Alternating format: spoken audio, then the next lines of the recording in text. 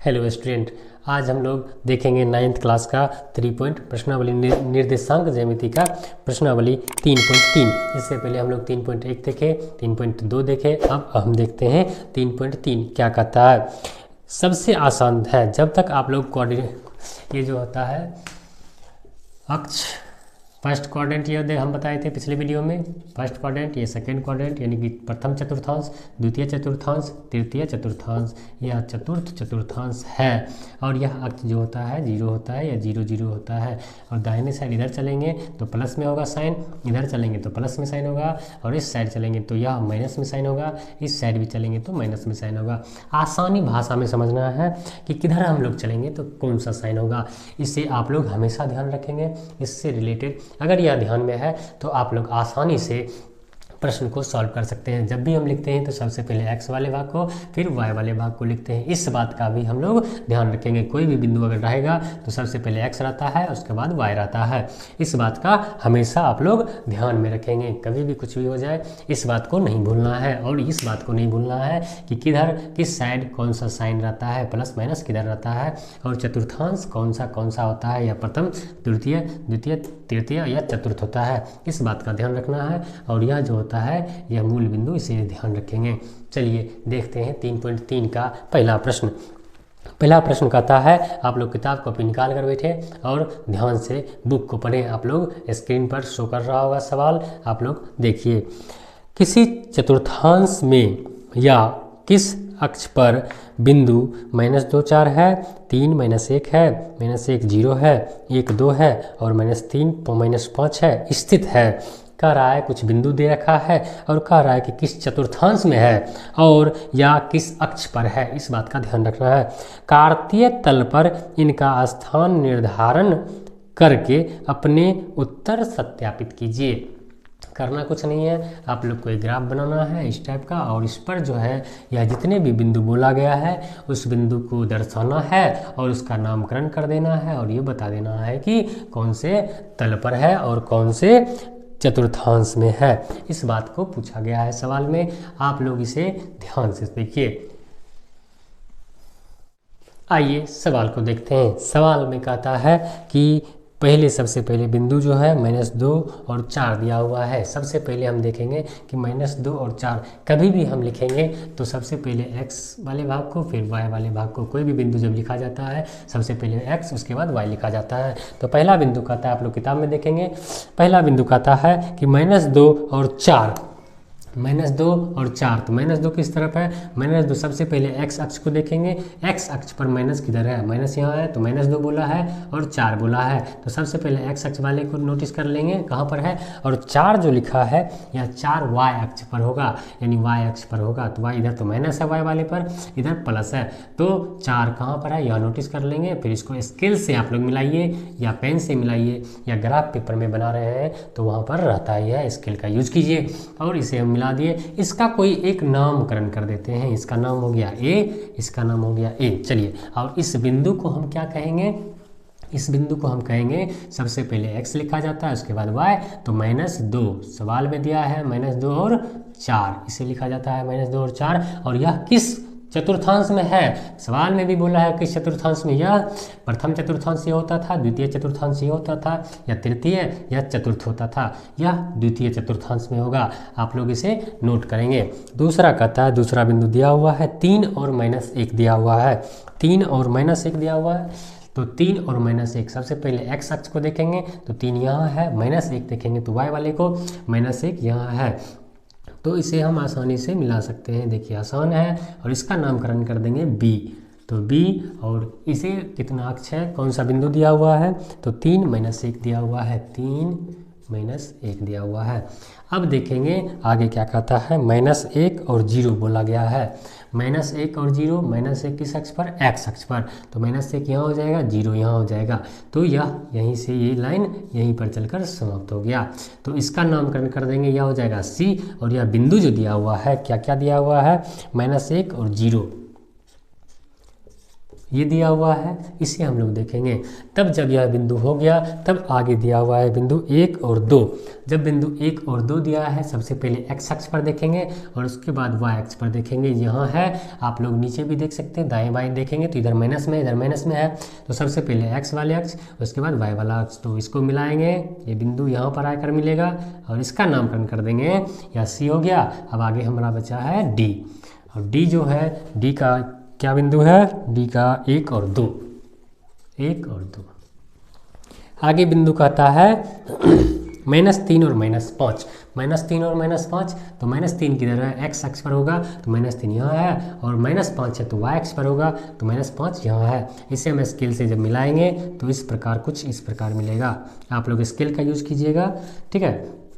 -3 -5 यहाँ आया, नामकरण करते हैं तो A आया, B आया, C आया, D आया, इसे हम कर सकते हैं नामकरण E, और इसका बिंदु जो होगा -3 और -5 होगा। अब हम लोग को बोला गया है कि चतुर्थांश के बारे में, कि कौन सा चतुर्थांश में यह सब बिंदु है।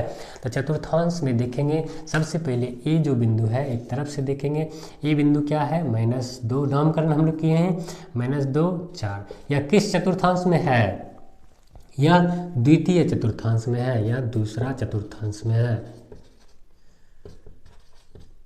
चतुर्थांश में है, दूसरा चतुर्थांश में हो गया। अब B देखेंगे, B कहाँ पर है, B यहाँ है, और B का बिंदु क्या है, 3 -1 है, तो इसका कौन सा चतुर्थांश हो जाएगा, यह चतुर्थ चतुर्थांश हो जाएगा, 1 या 2 या 3 या 4। इस बात को हमेशा आप लोग ध्यान में रखेंगे। तो यह B चतुर्थ चतुर्थांश में हो जाएगा, चतुर्थ चतुर्थांश। अब देखेंगे C कहाँ है, यहाँ है, तो C जो हो जाएगा, यह किधर हो जाएगा, यह मूल बिंदु पर है, यह x एक्सिस पर है। C कहाँ है, C का बिंदु हो जाएगा -1 और 0, यह C का हो जाएगा। अब D का देखेंगे, D का हो जाएगा, यह किस चतुर्थांश में है, D हो जाएगा फर्स्ट चतुर्थांश में, यानी प्रथम चतुर्थांश में, यह प्रथम में है, यानी कि 1 वाले में है, 1 चतुर्थांश। अब D हो गया, E बच गया, E यहाँ पर है, E देखेंगे किस चतुर्थांश में, E का बिंदु -3 -5, -3 -5, यह तृतीय वाले में है, यानी तीसरे वाले में है, तीसरे वाले में आ गया। अब देखेंगे कोई बचा भी है, A B C D E, चलिए 1 2 3 4 5 बिंदु दिया हुआ था, 5 का निकल गया। आप लोग हमेशा ध्यान रखेंगे कि जब तक हम इस फिगर को, और ये जो ग्राफ है इसे हम नहीं समझेंगे, एक्स वाई को नहीं समझेंगे, अक्ष को नहीं समझेंगे, यह सवाल नहीं सॉल्व होने वाला है। अगला सवाल कहता है, 2 नंबर सवाल आप लोग को ध्यान से देखना है। 2 नंबर सवाल में आप लोग को शो कर रहा होगा डिस्प्ले पर। अगला सवाल कहता है, अक्षों पर दूरी का उपयुक्त एकक लेकर, अक्ष पर दूरी का उपयुक्त एकक लेकर नीचे सारणी में दिए गए बिंदुओं को तल पर आलेखित कीजिए। एक बिंदु दिया हुआ है सारणी में, एक आलेख में कुछ बिंदु दिया हुआ है, इसे कह रहा है अक्ष पर जो है वह निरूपित करने के लिए बोल रहा है। तो ऐसे सवाल को हम लोग देखेंगे। अगला सवाल कहता है, अगला सवाल में बोला गया है कि यह जो बिंदु है, कुछ बिंदु दिया गया है ग्राफ में, यह कुछ बिंदु दिया गया है सारणी में, और इस बिंदुओं को इस तल पर बैठाना है और उपयुक्त एकक लेकर बिंदु तल पर आलेखित कीजिए। मतलब कि इसका फिगर बनाना है। बस रियलिटी में समझना है कि इसको कुछ नहीं करना है, दिया हुआ बिंदु इस पर लाकर बैठा देना है, किधर कौन सा बिंदु होगा और कैसे होगा, कुछ नहीं करना, ज़्यादा कुछ नहीं करना, नामकरण कर देंगे। उसके बाद सबसे पहले फर्स्ट क्लास और सेकंड क्लास में भी देखे थे कि किस प्रकार बनाएंगे, तो आराम से हम लोग इसे देखेंगे। सबसे पहले ये जो x का मान और y का मान दिया हुआ है इसे उठाएंगे। x का मान दिया हुआ -2 किधर देखेंगे, x की तरफ, तो x पहले लिखा जाता है, सबसे पहले x, फिर y एक्सिस, सबसे पहले x और y, तो सबसे पहले x किधर है, -2 यहाँ देखेंगे, y किधर है, y 8 है, y 8 यहाँ है, स्केल लेंगे और मिला देंगे, इसका नाम कर देंगे a, और a का वैल्यू क्या बिंदु दिया हुआ -2 और 8, ये हो जाएगा पहला सवाल बन गया। दूसरा देखेंगे -1 और 7, x का मान -1, y का मान 7, तो सबसे पहले x का मान 1 देखेंगे तो x अक्ष पर देखेंगे, -1 यहाँ है, यानी माइनस यहाँ पर होता है, और y अक्ष पर 7 देखेंगे, 7 कहाँ पर है, 7 यहाँ पर है, इसे स्केल लेंगे और स्केल से मिला देंगे और इसका नाम रख देंगे b। अब इसका बिंदु हो गया, क्या हो गया, -1 और 7, -1 और 7, इसका बिंदु हो गया। तीसरा नंबर देखते हैं, तीसरा बिंदु क्या कहता है, 0 और -1.25। आप लोग देखे होंगे 1 सेंटीमीटर में कितने बार बीच में रहता है, 1 सेंटीमीटर यहाँ स्केल है और बीच में जो रहता है mm, जो मिलीमीटर रहता है वो 10 रहता है। तो उसी प्रकार हम लोग देखेंगे कि 1 और 2 के बीच में कितना हो जाएगा, 10 mm का गैप रहेगा। तो इस प्रकार हम देखेंगे कि 0 और 1.25 कैसे निकालते हैं। तो 0 अक्ष यही हुआ मूल बिंदु, 0 यहीं पर रह जाएगा x अक्ष, और y की तरफ चलेंगे -1.25 आधा हो जाएगा, और आधा का आधा 2.5 होगा, यानी 1 का आधा हो जाएगा 0.5 और इसका आधा हो जाएगा 0.25। तो आधा का आधा यहाँ 1.25 हो जाएगा। अब यहाँ से लेंगे और यहाँ पर लेंगे, ये तो यहीं पर आ गया 0, x अक्ष 0 पर आ गया और यहाँ आया, और इसका नामकरण कर देंगे AB और यह नामकरण कर देंगे C, और यह क्या बिंदु कहता है, इसका बिंदु हो गया 0 और -1.25। यह आसानी से बन गया। और अगला देखते हैं 1 और 3 कहता है, और 1 और 3 दोनों प्लस में है, तो एक देखेंगे x अक्ष पर, एक x अक्ष पर किधर देखेंगे, इधर तो माइनस में इधर प्लस में है, एक x अक्ष पर देख लिए और दूसरा 3 y अक्ष पर देख लेंगे, तो प्लस में इधर है, इधर तो माइनस में है, तो इसे आसानी से स्केल से हम लोग खींच लेंगे। इसका नाम रख देंगे D और इसका बिंदु हो जाएगा 1 और 3। आगे देखते हैं कि अगला सवाल क्या कहता है। अगला सवाल बिंदु दिया हुआ है 3 और -1, 3 और -1 किधर है, 3 -1, 3 x अक्ष पर जाएंगे, x अक्ष पर पहले लिखेंगे तो 3x हो जाएगा, तो 3 यहाँ पर था 3, और 3 x अक्ष पर इधर है प्लस में, और -1 किधर है, -1 जाएंगे y तरफ, तो -1 इधर तो प्लस में है, इधर माइनस में है, तो माइनस यहाँ जाएंगे, तो माइनस इधर है यहाँ, और इसको मिला देंगे और इसका नाम कर देंगे ABCDE, ई रख देंगे, और इसका बिंदु हो गया 3 और -1। यह मेरा आंसर आ गया। अब इसी आलेख को हमको पूछा गया है कि यह आलेखित कीजिए। सवाल में कुछ नहीं था, सवाल में कोई जान नहीं। सबसे पहले आपको इस फिगर को समझना है कि x अक्ष और y अक्ष को समझना है, चतुर्थांश को समझना है, मूल बिंदु को समझना है, कोटि को समझना है। यह अगर समझ गए आप लोग तो आसानी से निर्देशांक ज्यामिति से डरने की कोई ज़रूरत नहीं है, आसानी से सॉल्व होंगे। चलिए सारांश को देख लेते हैं एक नज़र में। सारांश में जो दिया गया रहता है बिंदु, आप लोग उसे ज़रूर याद रखें।